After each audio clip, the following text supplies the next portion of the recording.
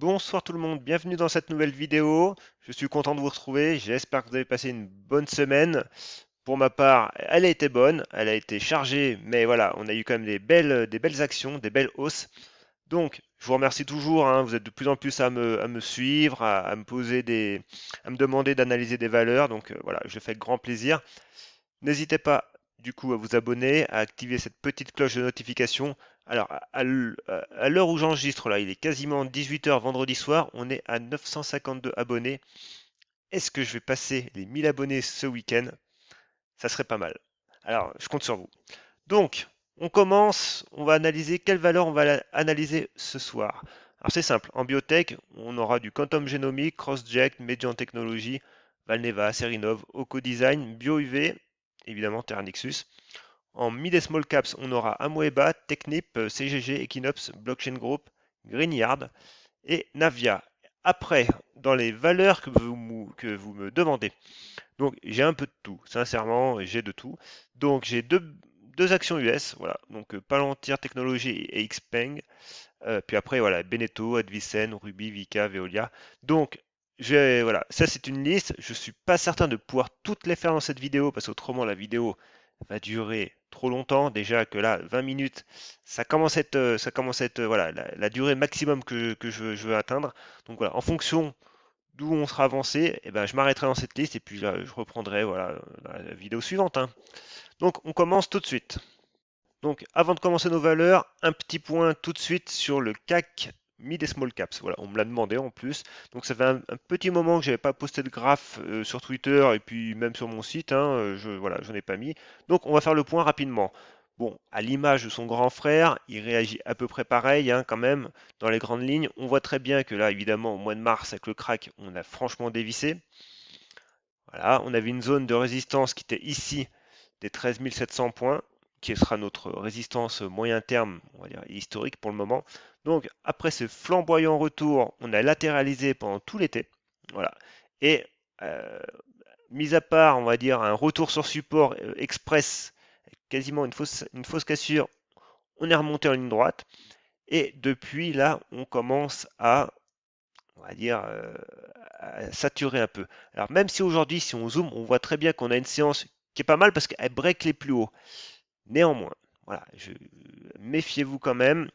On a le MACD, on voit très bien qui avait commencé au début de la hausse, bah, juste un peu après, parce que forcément, vu que c'est des moyennes, même si elles sont exponentielles, il y a quand même un petit retard à l'allumage. Et voilà, on voit très bien que le MACD nous a accompagné pendant toute cette hausse, et là, il faiblit, et depuis deux séances, on passe en négatif. Alors, bon, c'est pas non plus pour l'instant dramatique, mais voilà, le signal est là. Alors après, on voit très bien qu'on, voilà, la latéralisation fait que les bandes de Bollinger se contractent fortement. Donc le niveau à tenir, voilà, il est très là, il est net, hein, il est là, hein, c'est les 12 840 à peu près, voilà. Vous avez la M20 daily qui arrive, donc ce niveau-là est à tenir. Le RSI, on voit très bien que pour l'instant, bon, il a franchi les 70 à la baisse, mais il surfe dessus. Il surfe sur le niveau des 70.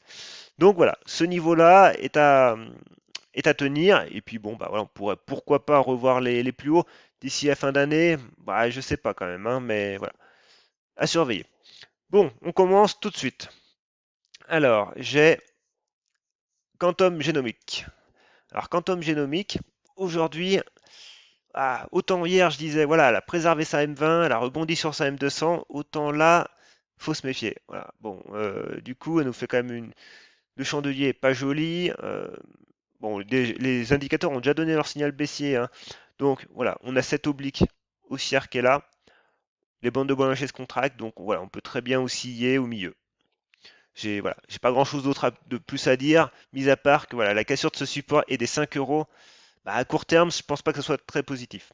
Ensuite, j'ai CrossJect. Alors CrossJect, voilà, il joue un peu avec nos nerfs, un coup en haut, un coup en bas. Qu'est-ce qu'on peut dire? Déjà, moi, voilà, comme je l'ai dit mercredi dans la vidéo précédente, je surveillais les 3,75. On les a cassés. On est directement. Alors, j'ai tracé cette oblique haussière, euh, cette oblique ouais, haussière résistance. Bon, je suis pas totalement sûr, on va dire, de sa pertinence. Je l'ai quand même tracé. Bon, voilà, on voit que le prix a réagi dessus, mais c'est surtout ce niveau de support horizontal. Voilà. Moi, j'ai tendance quand même à privilégier les supports horizontaux, hein. C'est un leitmotiv chez moi. Voilà, je me fie quand même en premier à ces niveaux-là. Donc, on voit très bien que bah, voilà, le prix a tenté et a échoué. Hier, on est revenu sur quasiment sur notre résistance oblique qui était voilà, anciennement résistance, qui a fait support, et aujourd'hui de nouveau. Et là, voilà, on repasse au-dessus des 3,75. Voilà, clairement, pour l'instant, ça tergiverse un peu, donc bon, on laisse le prix vivre, hein. Moi, mon stop est bien plus bas. Maintenant, voilà, faudrait quand même assez repartir et refranchir ces 4 euros. Ensuite, j'ai Median Technologies. Alors, je crois que Median Technologies, en plus, on me l'a demandé, je crois, de mémoire. Alors, Median Technologies, voilà, moi, mon analyse, bah, fondamentalement, elle bouge pas, en fait, hein. Je disais que entre les 8 euros et les 6 euros, là, voilà, ce niveau-là, bon, le prix peut fluctuer au milieu, il n'y a pas grand-chose qui se passe. On voit très bien que le prix, la résistance oblique, parce qu'on peut tracer des figures chartistes sur les indicateurs techniques, c'est totalement possible. Et le RSI s'y prête très bien. Et on voit très bien, hein, on a plusieurs points. Voilà. Alors là, on était sous une divergence baissière. La divergence baissière, on voit très bien, hein, le prix fait des plus hauts, mais pas l'indicateur. Conclusion, derrière, ça a chuté. C'est une alerte. Encore une fois, allez sur mon site, hein, j'ai fait un cours là-dessus. Et ça donne une alerte, mais c'est pas un signal en soi. Voilà, il faut toujours qu'il soit corroboré avec une analyse chartiste, d'autres indicateurs. Bon, voilà. Là, du coup, ça a donné une alerte et on voit très bien que derrière, ça a dégagé un peu. Mais bon, voilà, c'est revenu sur les 5,60, c'est reparti. Et là, voilà, les 8 euros, on a tenté et du coup, on revient. Voilà, le prix a pris support. Voilà, ça rebondit, ça se réécroule derrière, ça rebondit. En gros, il n'y a pas de tendance, quoi. Voilà. Moi, je suis sur une unité de temps journalière, donc daily. Dans cette unité de temps-là, on voit très bien qu'on est neutre. Et la M50, qui est une moyenne mobile, euh, qui est moyen terme, hein, parce que c'est les 50 dernières périodes, donc c'est sur 2 mois et demi à peu près, et ben voilà, elle est plate. Donc ça veut dire qu'en fait, bah, le prix est dans un canal horizontal. Alors, voilà, un canal qui s'élargit légèrement, mais sous 9 euros, on continue de naviguer sans direction. Ensuite, j'ai Vela, alors Valneva.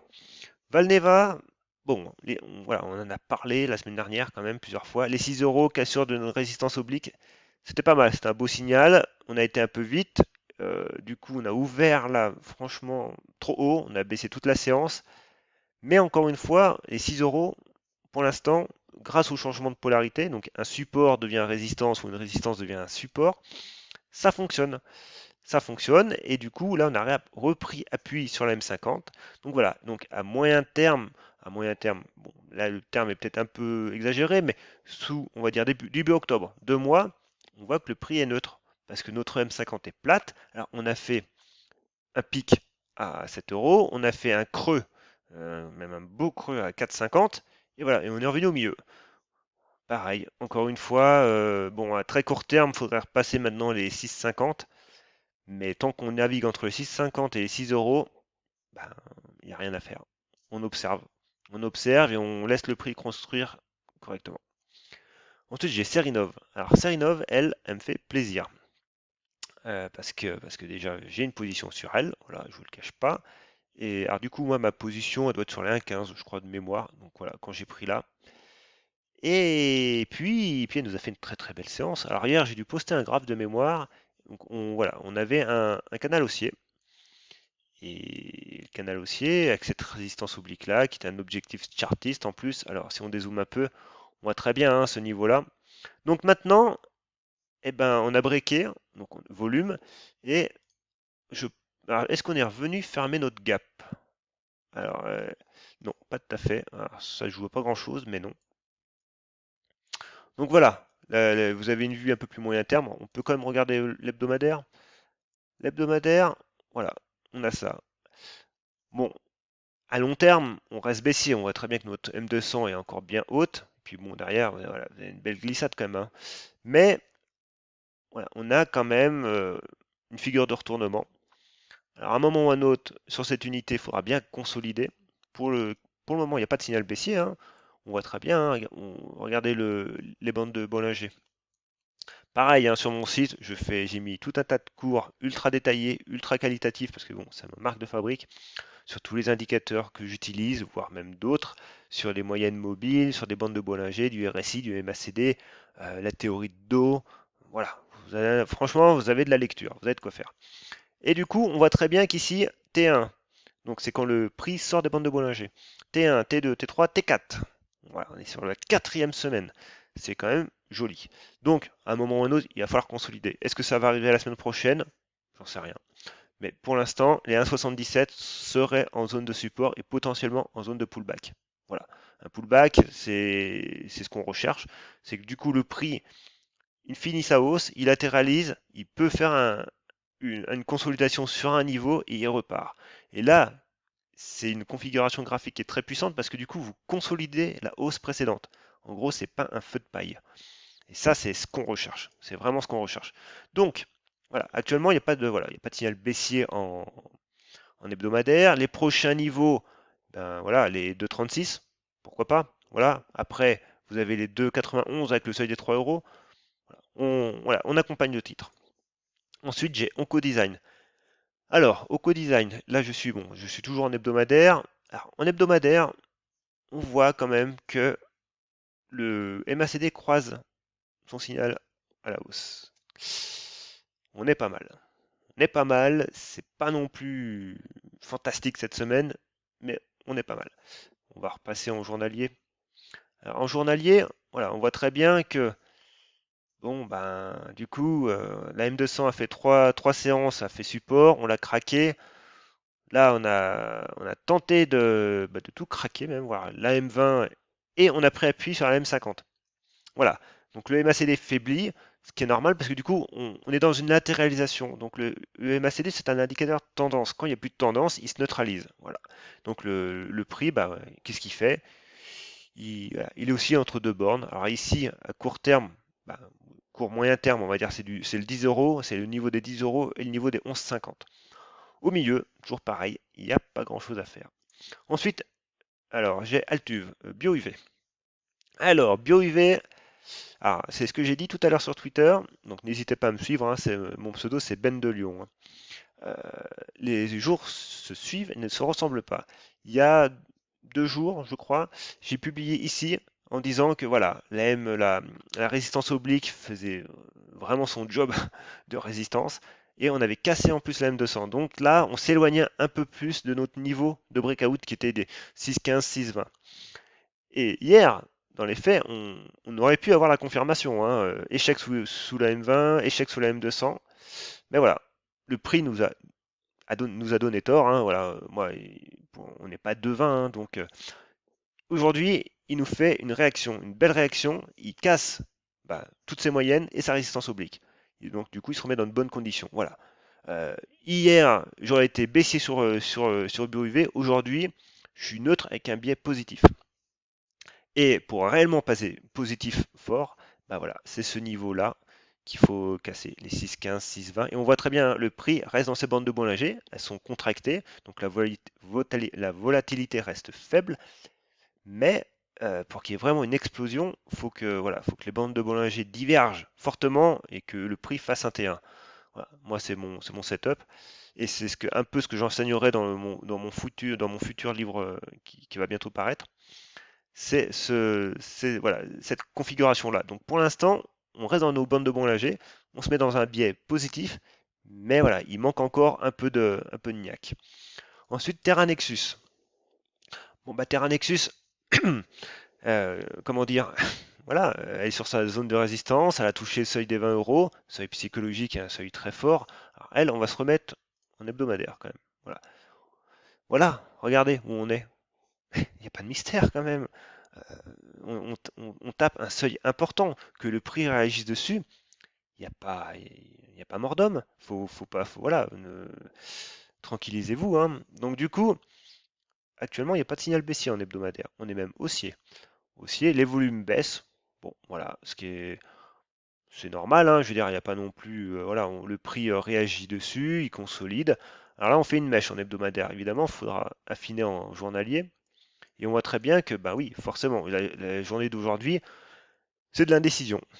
Une mèche en haut, une mèche en bas avec un corps. Alors là, on est un peu plus que le quasi-doji quand même, parce que le doji, c'est vraiment quand vous avez rien. Le niveau d'ouverture est égal au niveau de fermeture de la période. Le quasi-doji, vous avez un tout petit corps. Bon, là, le corps est quand même un peu plus marqué. Donc on peut encore affiner en 4 heures.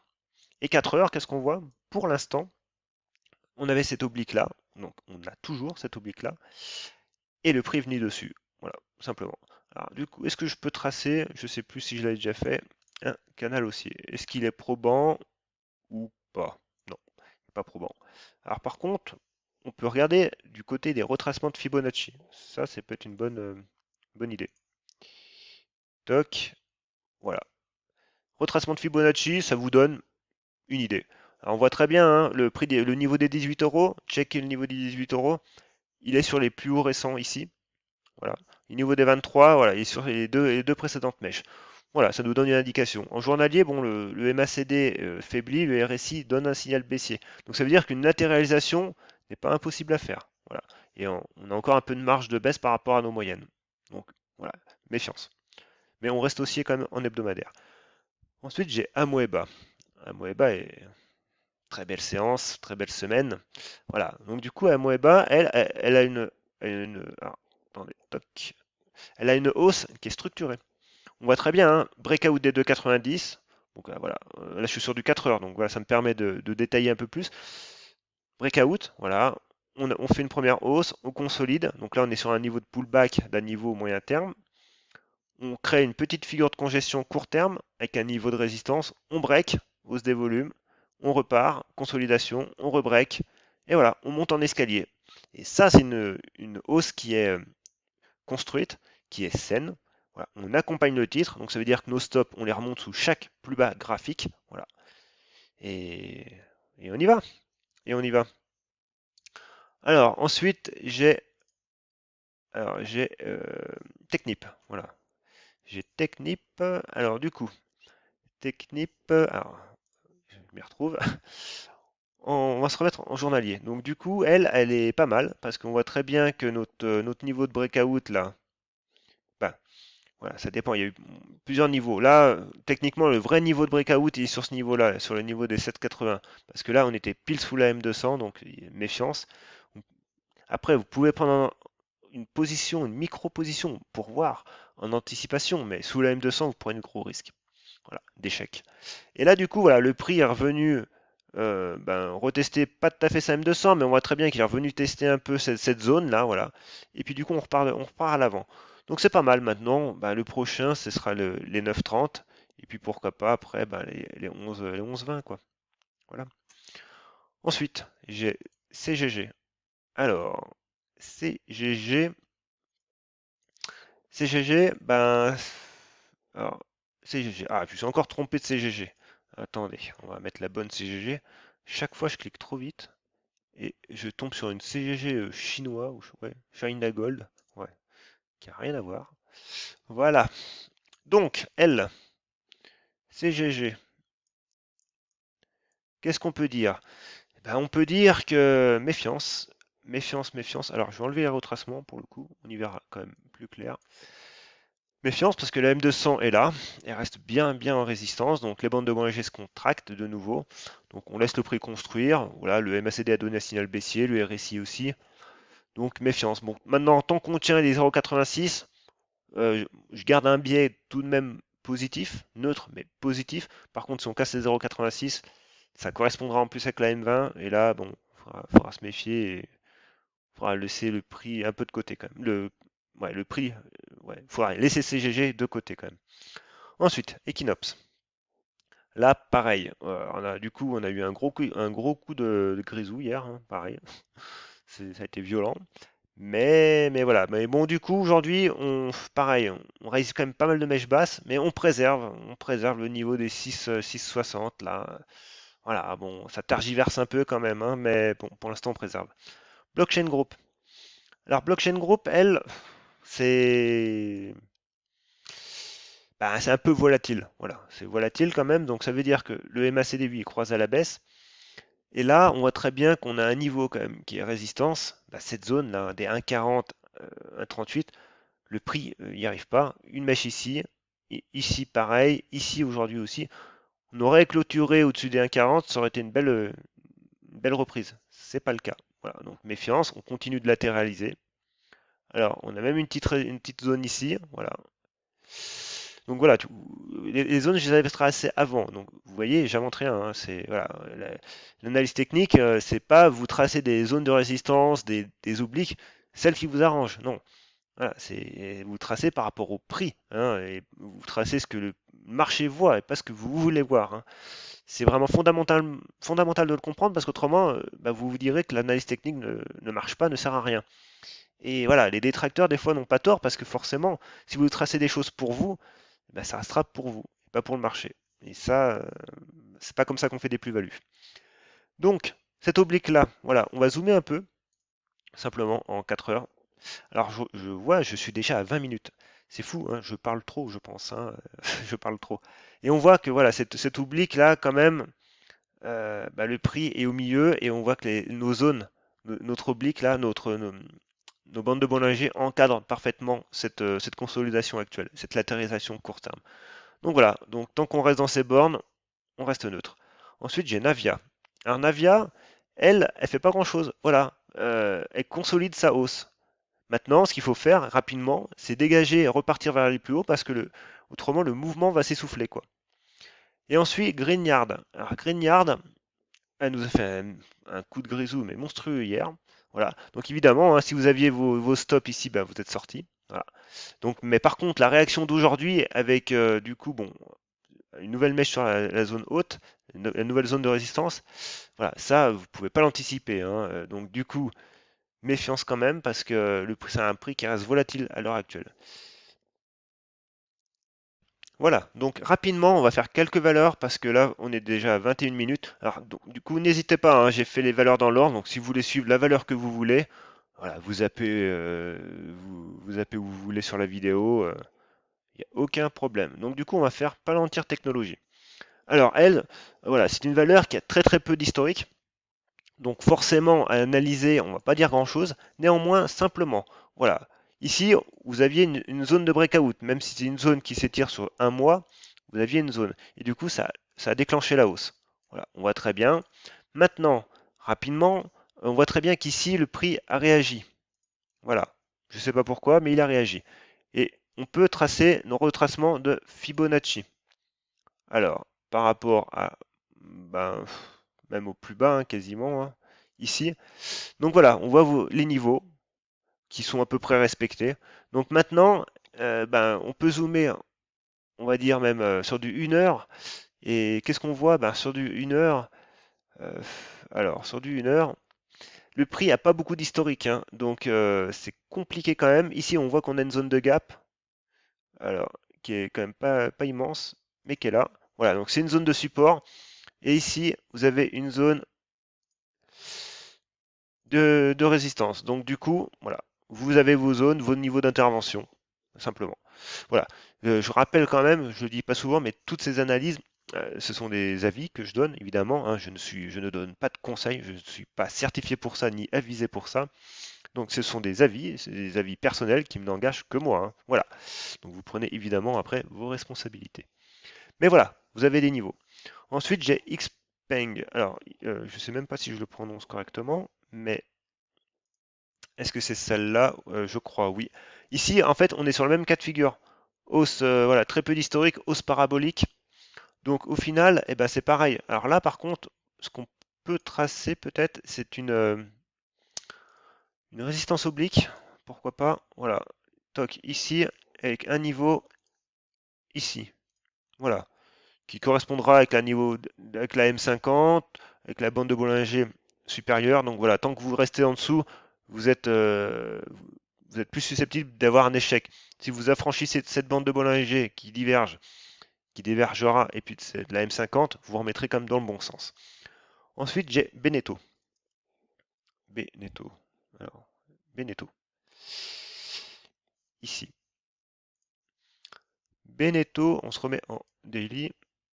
Qu'est-ce qu'on peut dire? Alors, déjà, rapidement, petit zoom arrière parce que j'ai pas trop d'historique sur ce titre.